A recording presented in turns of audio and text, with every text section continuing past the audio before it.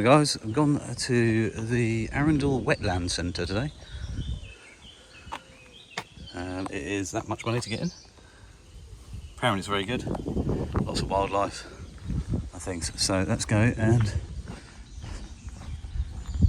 have a really good day. I've just walked through a disinfectant thing on my shoes. It's all about bird flu, so obviously there's bird flu rife at the moment. But anyway, let's go and pay and get the camera out and see what we can capture. Big bugs. Right, so we've got the discovery hide there, which I'm going to have a look in a minute. That's how big a pelican's wingspan is, apparently. So I've only ever seen pelicans in the wild in America when I was in a place called Green Bay, and they were landing on a river. So yeah, interesting, massive birds. Yeah, anyway, hopefully I might see a kingfisher, not sure, but hopefully so. Plus other things. Got loads of these hides everywhere. I've just done a couple of laps of the grounds, and it is hit and miss. Don't get, well, there's plenty of birds, but if you want to see something a bit special like the kingfishers, I've seen peregrine falcons, 2, maybe 3, but from quite a distance. Got the A1 and the 200 and 600 with me because it was the best option really. And you can see out here, over there is the kingfishers nesting area, I think. It's a nice lake, not a lot going on at the minute, being sort of middle of the day, but over there is where I think the kingfishers apparently nest. But lovely day. Loads of different birds, but it's just a case of being in the right place, right time as always. Seeing buzzards and other things, even the Spitfire flew over. Different type of flying thing, plenty of dragonflies everywhere. Is it worth 15 quid or just under to get in? Every now and again, probably. But again, it is pick and mix, you know. It's take a chance and hopefully you see something cool. I've got a few cool shots, but nothing award-winning as such. Been shooting a little bit of 4K 120 for a little bit of slow-mo, but you know, we shall see what it looks like when I get back. But lovely day. I'm just going to head off now and see everything else I can see nearby. I'm just going to have a little drive around and take a few more snaps of the local area and then head home. A 3D. So what's that one off? That's microwave. That's a 3.6, a 3.5 inch one, but I've got another one which is a 3-inch for my Panasonic. Right. Okay, that's cool.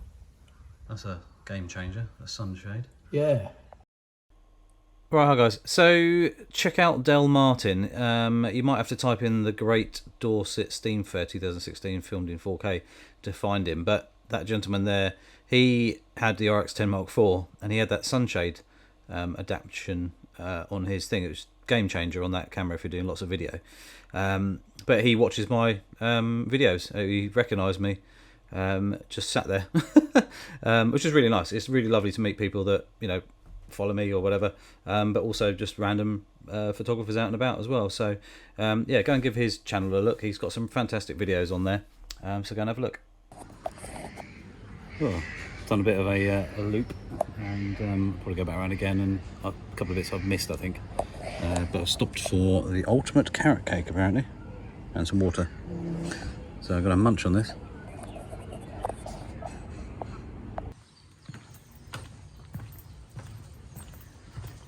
Now we're into the sort of boggy, swampy thing.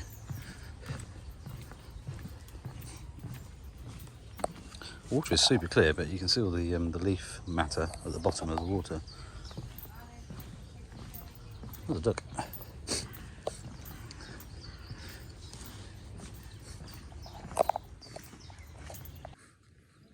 This is a shelter made from reeds.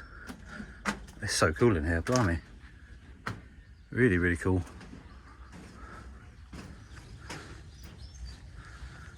The old natural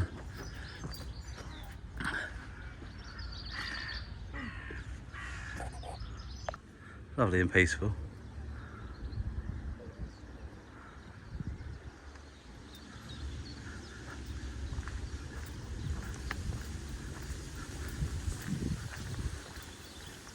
You just missed the screaming child.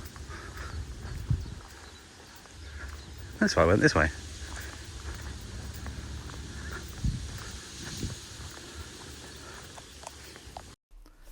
So loads of different types of wildlife about, and these underwater submarine ducks. They were kind of cool. Yeah, really cool colours and everything. But they loved being underwater. They're literally constantly back under. And I slowed this down, so it's 4K 120. Slowed it down 4 times because they move so quick. But then you can see the bubbles bubbling up from when they're down the bottom. I'm not sure how deep the water was, but I'm presuming maybe a couple of foot deep. But really interesting to watch them. And there was another one, sort of copying what it was doing, sort of following it around, diving down as well. But yeah, no, just interesting to see really. But as you can see there, all the movement of the water as it's paddling around underneath. Obviously picking up bits of food.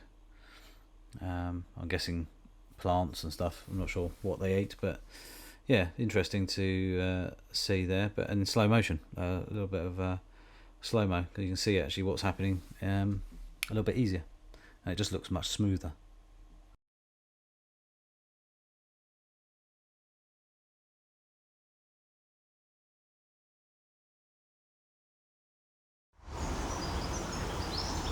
So this swan was acting really strange when I held my camera up. I think it thought my 200 or 600 white lens was possibly the neck of another bird, possibly, you know, something like that. It was a bit strange. Some little ducklings there as well, it's loving life. It was really, really cute. And moorhen, stroke coots, whatever they are, as well. You'll have to, like I said, you'll have to fill me in on the gaps on what type of birds they are. Apart from this noisy thing here.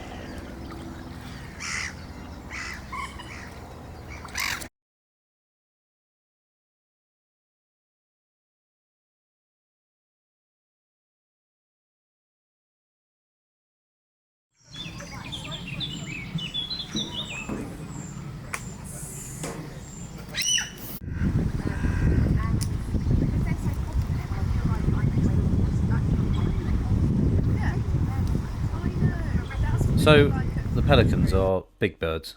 I mean, they're pretty massive, 3-meter wingspan and everything. But they don't do a lot. They just sort of stand around. Obviously, I've seen them in the wild, and they come flying in like a plane about to crash onto water. It's quite interesting to watch, kind of like a big clumsy swan coming in, which is quite cool to watch. But yeah, a little bit different.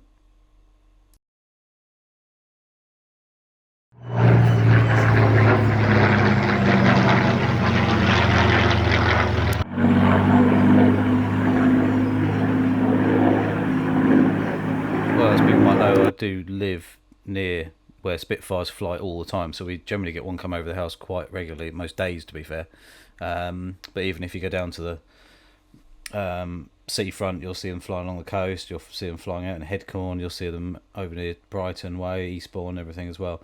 So they're good to see. This is a peregrine falcon, and I was trying to stay with it, even at, I think, 2 times clear image zoom on the A1 there. This duck here, very interesting, very sort of busy doing its thing, which was quite funny. But there's loads of birds like this.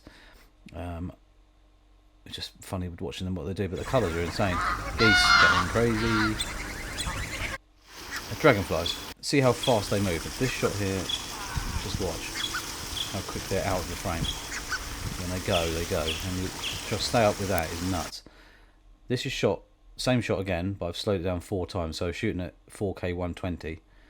I have backed out a bit to 200, or a little bit less.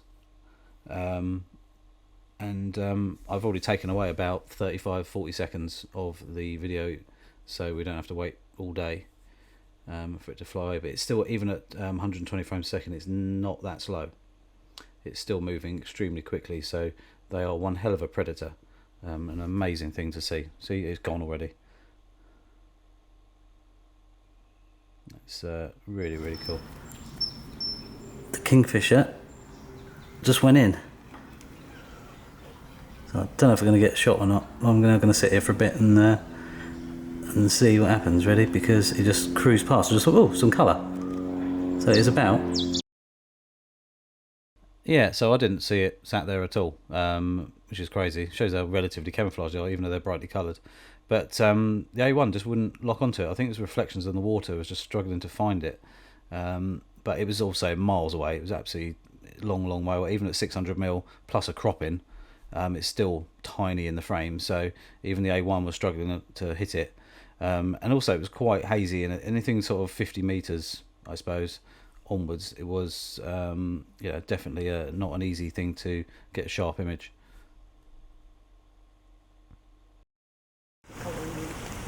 That one's too close. I've kind of got the railing in here a little bit, but you can see here I've slowed it down 4 times, where originally the early part of the clip was at normal speed. But it's still super fast. How fast they're laying eggs. The dragonfly there. It's pretty incredible to watch.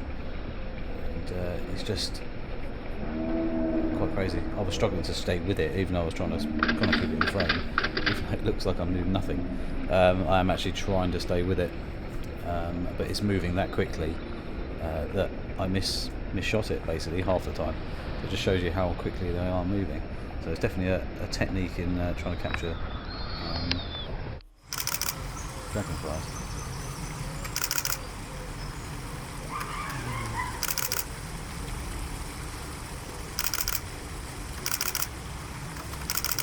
So I upped the ante and stuck the A1 into 240 frames per second mode, and even at this speed it's still moving quickly.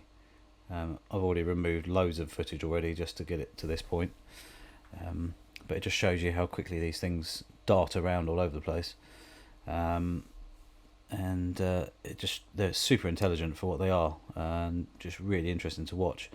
But I was with another guy here who his wife, and we were having a chat about trying to capture them, and I gave him a few little techniques that I'd learnt, and hopefully it helped. But it's not easy. Yeah, not easy at all.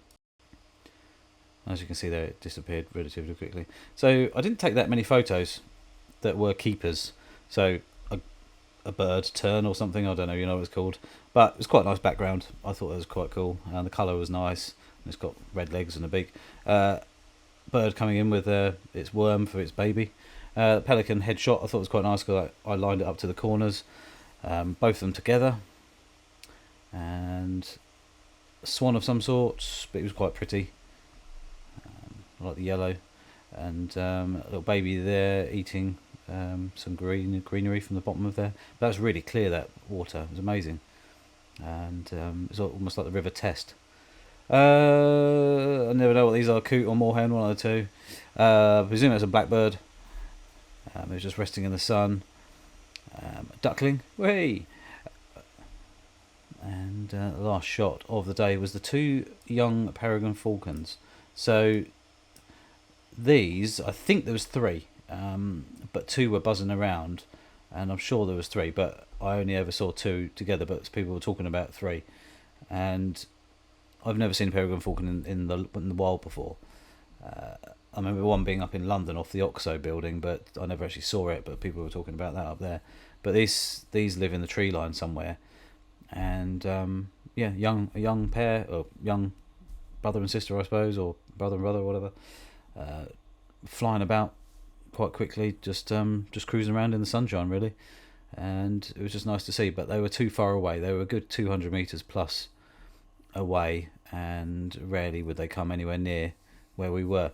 And also you just didn't know when they were going to fly. They would disappear for ages, and then you'd see them again, and it was just nice to be able to capture something. But this one, the top one, is upside down, which is bright mad, doing a bit of a rotate of some sort.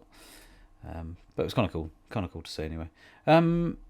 Nice day out, and I'm glad I went over there. Would I go back for the money? I think you've got to have a lot of patience. I'm a bit of a short-minded person, but I get bored relatively quickly. So to sit there for hours waiting for a particular bird, we were just lucky the kingfisher came. Not that I got a shot, but you know, people would sit there all day and wait for the kingfisher to get that shot. I'm probably not going to do that. I'll get bored unless I've got decent company or whatever. Yeah, then. But a lot of the time, if I'm out on my own, I'd probably do a few bits and pieces and then move on to something else, do a different location or whatever. So 15 quid for the day, or just under. I don't think it's bad at all. But like I say, I think if you've got plenty of patience and you're interested and, you know, whatever, it's really good. But for me, I don't think I'd go back, just because I need the patience. And you know, I've got water areas like pet level not that far away from me, which one is free. It's not an hour and 20 minutes away from me either, and you know, see quite a bit there. So but it was worth a visit, and if you're in that area, I would say, yeah, go and have a look. But it is, I would say, weather dependent, time of year dependent. Yeah, so obviously there's a lot of breeding going on at the moment, lots of babies and things on the nests and things like that. So some birds you don't see, some you do. Some you'll see the babies, but like the peregrine falcons, never thought I'd see those. But you know, it was good. It was good, and it was nice to see people. So and I had a good chat to about, I don't know, maybe about 10 different people, I suppose, through the day. So that was good.